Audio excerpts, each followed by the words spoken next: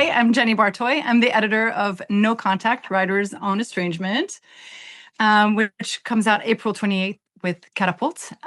It is an anthology about family estrangement, featuring writers such as Cheryl Strayed, Nick Flynn, Disha Filia, Stephanie Fu, and so many other incredible writers, and showcasing the nuances and complexities of family estrangement. I love it. And I'm super excited to talk to you because I've had like 70 episodes of this podcast, but this is the first anthology that I've, Cool. worked with an editor for. So I'm super excited. And plus reading it, like a lot of my friends and people who've been on the podcast are in this book. So it's super cool Mhm. to just like see that it all there.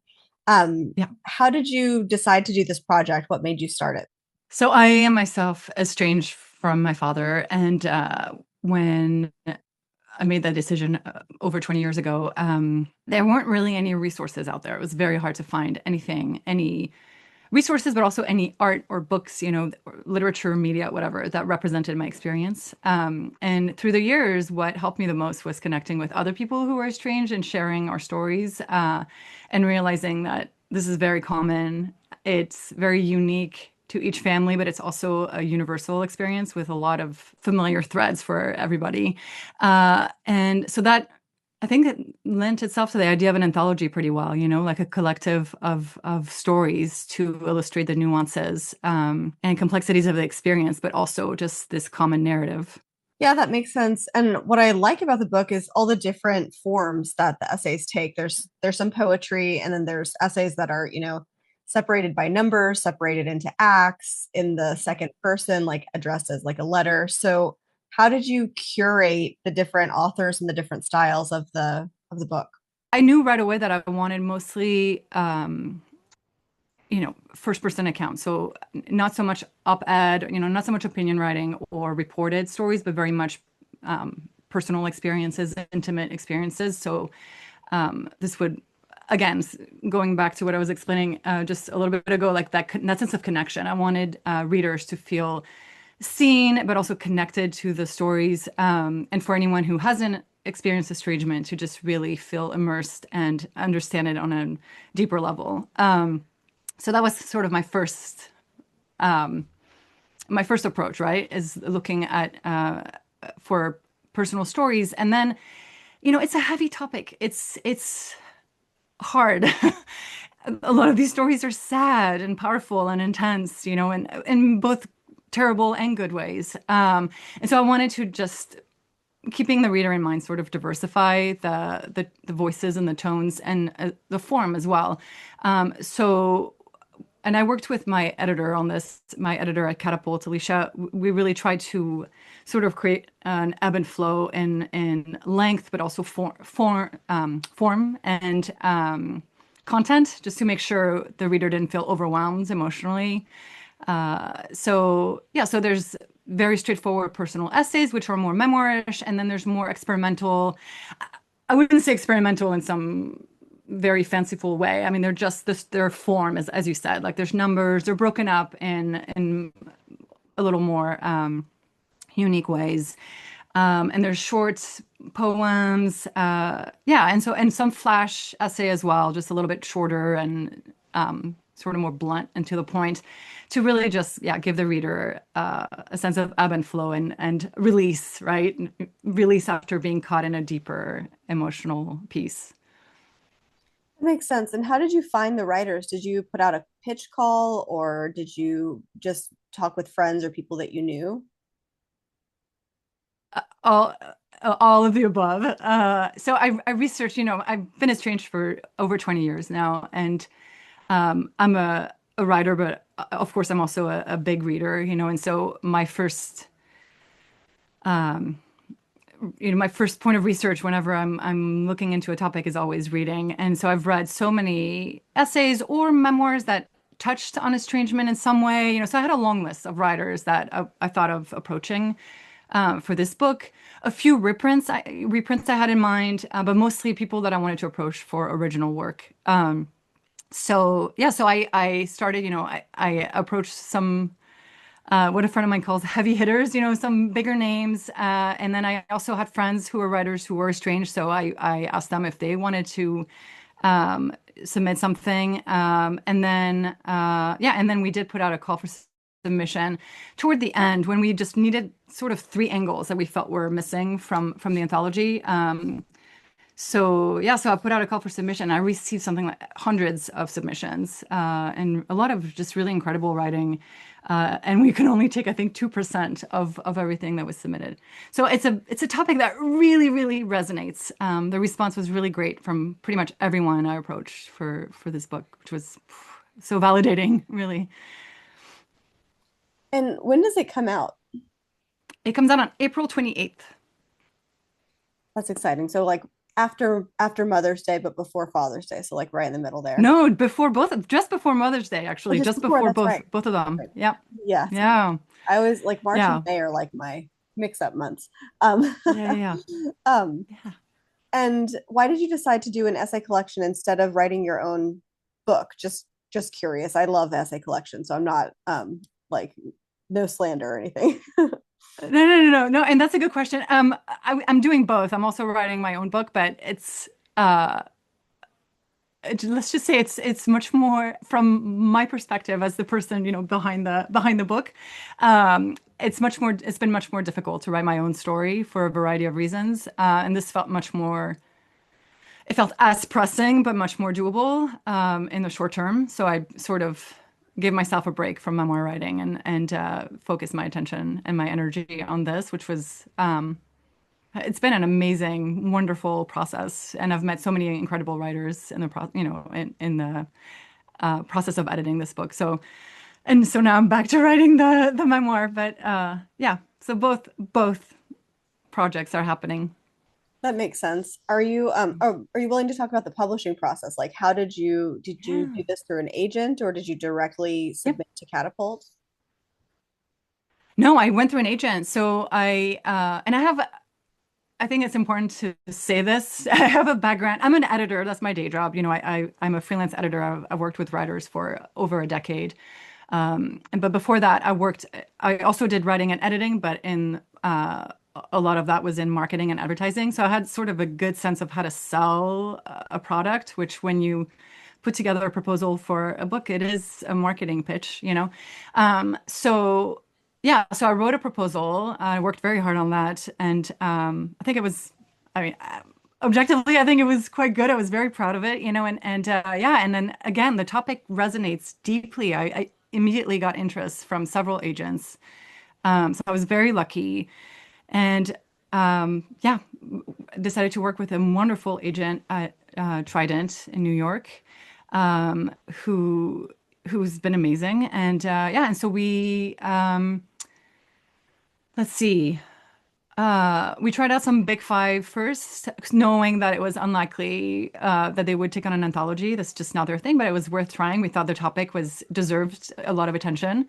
Um, and there was a lot of interest, but no, not interest to publish. Again, it was the topic, this is such an important topic, but we don't do anthologies. So then we sort of went out to more independent publishers, and Catapult was actually has always been at the top of my wish list for this project. So it was, such a joy when they said yes. So it worked out beautifully. Again, I feel very lucky. And yeah, Catapult's been awesome to work with. I don't know, I feel like I've had such a golden experience. So I don't know if that's necessarily representative of everybody's experience, but yeah, it's been good. Yeah, I mean, part of the reason I asked that is just because, like, in the 70 something episodes, it's like everybody's is so different. And I think it's just validating when you're going through the process to hear about a lot of different experiences so that you don't feel like jealous or attached. You know what I mean? Like, a lot of writers, I think, are the ones Hmm. who watch and listen to this. So that's really Yeah. helpful, honestly. Like, I think that it's rarely covered, like, exactly how to do the anthology thing, how to edit one. And the proposal, I'm imagining Hmm. that you had several chapters already done when you sent the proposal out. How many did you have? Did you send like the regular three, or Yes. did you have the whole book? I worked with writers for quite some time before the proposal. Like I wanted to have some big names on board, which I did. People who had said yes. Assuming the book got picked up, obviously. And then I had several drafts of essays. A few of the reprints I was interested in featuring, and then several original drafts from writers who had said yes.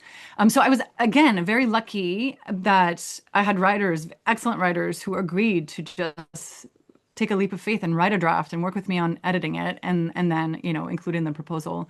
So I think in the end, I think we had, I'm not sure exactly. I think we had about 5 pieces in the proposal, and then we linked to a few others, but I think I had about maybe 12 to choose from, and we went back and forth. We tried different things, but I think about five. Yeah. But then, so 5 finished drafts, but then I had a list of proposed contributors in the proposal.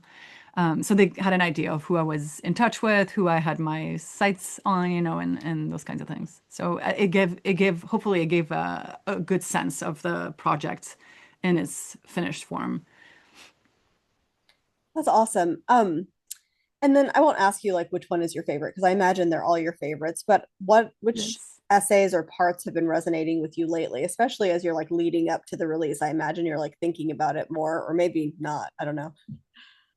Oh my gosh, that's such a hard question because you're right. I mean, you work with writers, I mean, it's been some of these people, those who came on board early on, I've worked with for like 3 years now, So you develop a friendship. It's very collaborative. It's been, and it's such a difficult topic. There's a deep sense of connection that happens in sharing these stories.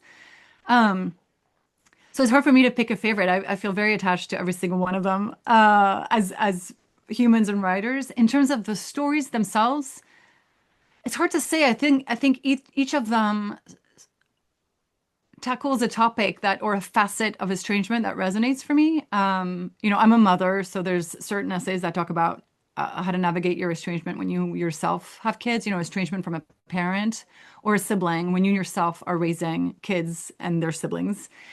So those feel resonant for me as a mother. There's the estrangement from fathers. Those stories feel resonant for me because I'm estranged from my father. Yeah, and I think estrangement is so deeply personal, but like I said earlier, there's just these very common threads, and so I think I recognize a facet of my experience in every single one of the pieces that are featured in the book. Yeah, I felt similarly. I'm estranged from my mom, but and even I think there's one essay where the estrangement ends and like the mom comes back around, and Hmm. even that essay, like I was like, I can see, like I can understand the struggle of this. Like it's this like thing of like, Yeah. who are we taking care of, ourselves or the person that we're trying to estrange from, or who is supposed to have taken Yeah. care of us, perhaps. Um, what surprised you about editing this anthology? Well, that's a really good question.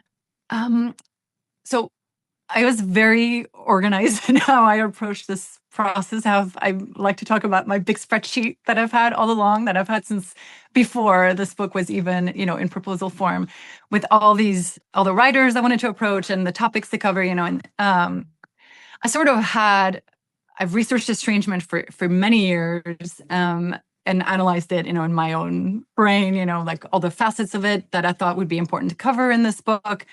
So I sort of had these categories roughly mapped out, like, or checkboxes that I wanted to make sure were covered in the anthology. So things like, obviously estrangement from a mother, estrangement from a father, from a sibling, from a grandparent, from the whole family. There were estrangement, no contact, low contact, intermittent estrangement, considering reconciliation, absolutely not, considering reconciliation, um, choosing the estrangement versus having the estrangement decided for you, having this who different stories of who has control over the severing of ties. So there were many, many categories, and obviously also different reasons for estrangement, be it abuse, sexual, verbal, physical, emotional abuse, financial abuse, addiction, immigration, mental illness, divorce. There's so many different reasons why people might become estranged. Anyway, there were many, many categories that I was hoping to cover, and as well as elements of estrangement, such as, the big letter that a lot of people write before they finally cut ties, the epiphany moment that a lot of people experience. There are these very common elements to the estrangement experience. Okay, so then to answer your question, I set out with this this spreadsheet, right, of where I wanted to check boxes. And what fascinated me was how each piece that really spoke to me, and that ended up in the book, was much more fluid in how it checked those boxes. So I don't think there's any single essay actually it's not, I know there is not any single piece in the anthology that only checks one box. Every single one covers many boxes. There's echoes between the stories. And nothing was neatly addressing a specific topic, right? It was much more nuanced and complex, which is exactly what I wanted the anthology to do. So in that way, it served the intended purpose. But yeah, that was very surprising to me how, and it sounds so silly to say this, but just how human and messy, in a way, the experiences recounted on the page were, and not as neat as I expected them to be. Yeah, it's really, really interesting that you say that because I've been, thinking of different ways to write about my estrangement from my mom. I published an essay with The Cut like a year ago or something. Um, and I had sort of a similar experience where I thought my takeaway was one thing, but it ended up being like kaleidoscopic. And then, ever since I'm like, what are like my takeaways? And trying to like distill that is really hard because Mm-hmm. like, even, I just recently published one in HuffPost about like realizing that I need to earn a place in my kid's future chosen family. And Yeah. like, I feel like that's what estrangement has really, really brought me to like hardcore, at least for the last like 6 months or so. I think about that all the time. And I'm Yeah. like checking in with my kids in different ways and sort of preparing myself. Like maybe they still won't like me when they're older, Yeah. and Yeah. just like knowing that as a parent. And it was nice to see that complexity, I think, in the book that you edited, because it's so hard to feel like our feelings are correct when they are so nuanced, and I think holding a lot of the same, like, conflicting feelings at the same time. It's like you love somebody, Yes. or you feel like you're supposed to love them, or you want to be a person who takes care of them, and then also saying no to all of that and knowing that that's the healthiest thing for everyone is the weirdest, wackiest chasm of Mm-hmm. things to hold in like cognitive dissonance. So I Yeah. appreciate that. I Yeah. I think the think, messiness yeah. is good. Yeah. I agree. I agree. And I think you nailed it. I think it's that, and I think we have trouble as a society accepting that two things can be true at once, right? You can love your family and you can want to just be away from them and not have contact with them. Those two things are real and exist alongside each other. And what you said about wanting to be part of your kid's chosen family is so relatable. Yes. I think about that a lot as well, especially as my kids get older and move into their teens and then soon their adulthood. It's top of mind for sure to develop those friendships with your kids and um, show them the love and respect that you hope they'll have in return later on, right? Yeah, and it's interesting because I feel like when I was reading the essays, and like I've just been framing it this way in my own life, so I think I just like applied it to the essays, but it's like parenting is a mentorship experience, but we just don't see it that way. Like it doesn't occur to us that we're mentoring our kids very often. And then in the areas where it explicitly is kind of called that in our society, they're very like often like religious, you know, Mm-hmm. groups are like, this is how you're guiding your son, you're guiding your daughter, or whatever. And I love how in the anthology, there are secular experiences, but then there's also like these very specific religious, like where it's sort of like calling out how the messaging conflicts with the actual parenting. Um, Mm-hmm. and I wondered if you wanted to speak about just like that, the religious aspect included like here and there. It seems like it's pretty balanced between religion and secular, but if you have anything to say about that. Yeah, I mean, I feel like you sort of explained it really well. The disconnect between the values that are touted versus the behavior that is demonstrated, right? Like that, and I mean that I don't think that's just the religious stories. I'm trying to think now. I'm racking my brain, like which stories cover religion, and I know I can think of two, but I think there's probably more. But yeah, but I think that's a common thread, whether it's a family who was religious or more secular, or whether the piece touches on religion or not, is that disconnect between what family members might say or claim they believe or claim should be the reality of family versus what they show you, and which is very often, that disconnect is so often the reason for an estrangement. Is like we exist in different realities. So I don't know if that really speaks to what you were asking about the religious stories, but yeah, I don't know. To me, those don't jump out so much as religious pieces, just one more facet of the estrangement experience, if that makes sense. Yeah, totally.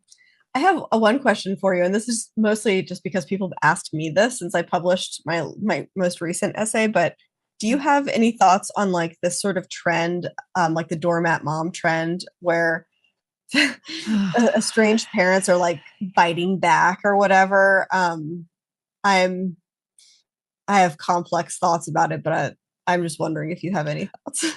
Yeah, I have many, many thoughts, complex and enraged and annoyed and passionate. Yeah, happy to share a little bit about that.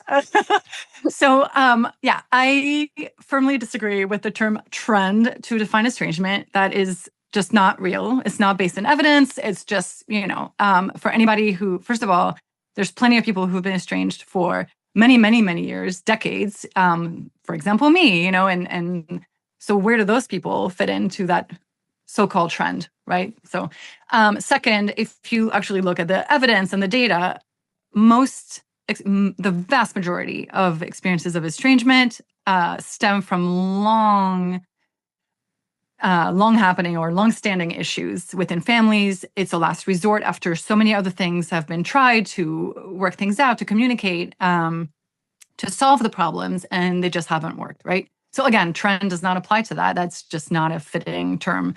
What I think is a trend is the conversation about estrangement. I do think we are talking about it much more now than we ever have.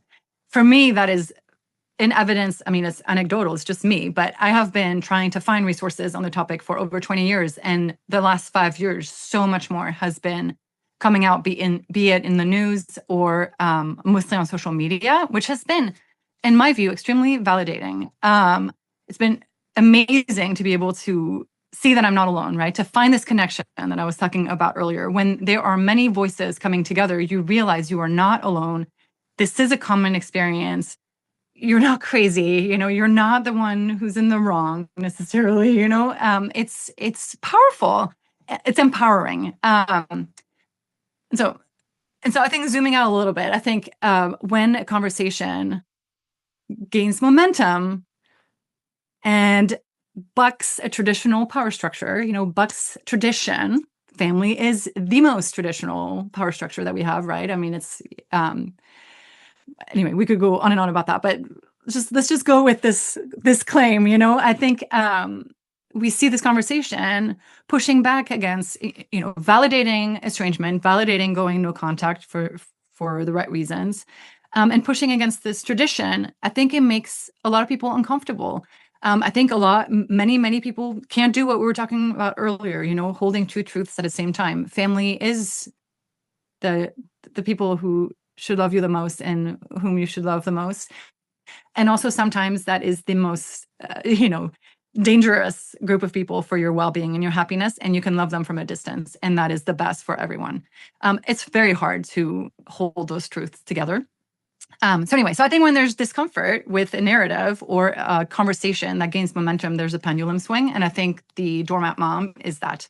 I think it's parents who have not wanted to be held accountable or feel discomfort with accountability and their role in the estrangement, who have found their own strength in conversation and saying, like, it's not fair, and those are adult children are entitled and selfish and impulsive, which is not evidenced by the data at all. But it's a way to find comfort, I think, in the face of a growing conversation that feels uncomfortable. Yeah, that's a long monologue. I hope that addresses your question. Yeah, I love it. And that's really like a generous thing to land on there. That's better than anything I've come up with. So I'm like, bow to you. That's very good. So I'm like, every time somebody asks me about, the doormat mom thing, I'm just like, I mean, all we have to do as parents is validate our children's experiences, listen to them, and respect their choices. Like, it's not that Exactly. hard. It's Yeah. so I have a hard time with like the multitude of articles I've seen about how, estranged parents are taking back the narrative or something. Yeah. I mean, sure, they're trying to, but it doesn't change the fact that nobody wants to be estranged. So if your kids prefer to not have anything to do with you, you are responsible in some way, and you need to take a long, hard look at the reality of your relationship, Yeah, absolutely. Or just like, in the rare case that there's like some perfect parent out there whose kid walks away from them, it's like, okay, bye. Like, then continue to be a perfect parent and respect the Yeah. boundary. Yeah. And I do want to add a sort of a asterisk to this conversation, because in my own family, and this is a very painful thing and to discuss. My mother ended up being estranged. My mother, with whom I have actually a really great relationship, ended up being estranged from two of her children who, we were talking about like different realities in which family members can exist. And in my own family, there's two very distinct narratives, and two of my siblings chose to go toward one narrative, which to me that was not the one I thought was rooted in reality and truth and accountability, right? And for that reason, I mean, it's sort of escalated over the years, where now my mother is no longer in touch with two of her kids. But I think, sometimes there is validity in like estrangement not necessarily being rooted in terrible parenting. My mom is, I don't want to speak for her. She is very good at assessing the past and recognizing where she erred and those sorts of things. So I think, to me, she's doing what the doormat mom is not doing. But that being said, she is living with the consequences of that diverging narrative, right? Again, estrangement is so complex. There are so many nuances. Yeah. And I think showing love to our kids and to each other is hopefully the best way to move forward in solving these problems. Yeah, even from a distance, right? Like, I feel like you can still, Mhm. you know, Yeah. my mom finds ways to contact me every once in a while, and she's, has this whole tirade about how I'm ruining my children's lives because I'm not letting her talk to them. Um, and I'm just like, if you love them, then when they are 18, if they want to contact you or you find a way to contact them, they will feel it. Yeah. Yeah. I agree with that too. Yeah. It's all just carry on with loving them, Yeah. it's all you. Yeah. I totally agree. Yeah. Is there anything else you want to say about the book or publishing or the release? Are there any events coming up that you want to talk about with it? Yeah. Yeah, we just got confirmation of several dates for the book tour for the anthology. It's been interesting to see where my contributors, I have 32 contributors, and there's sort of pockets of them in several cities. So we're targeting um, these cities so several of them can attend, a book event. So we're going to have dates. I think it's New York, Boston, Miami, and then Seattle, and Tacoma, which is where I live. And then we're looking, in Denver, sorry, Denver. Yeah, and there might be a few other dates popping up, but those are set down now. So Seattle, New York, Boston, Miami, Denver, and Tacoma. Thank you for listening to Totally Biased Reviews, hosted by Asha Dore, produced by Asha Dore and Rebecca Torino Collinsworth.